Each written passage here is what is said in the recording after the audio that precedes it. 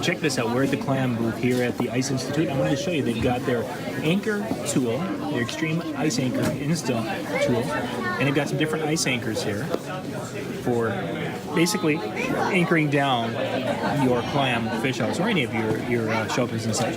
But an ice anchor that has got a very aggressive bite. You can see that it's kind of,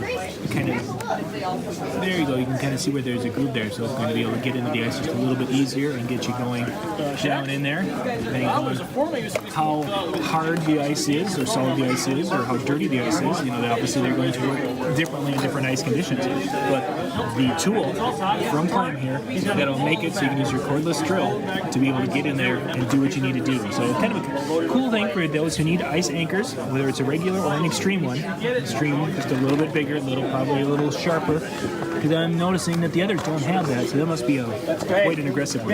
We'll find out more next week when we see Clam at the Hardwater Show in Blaine. We'll be there, but I wanted to show you the anchor kits here from Clam.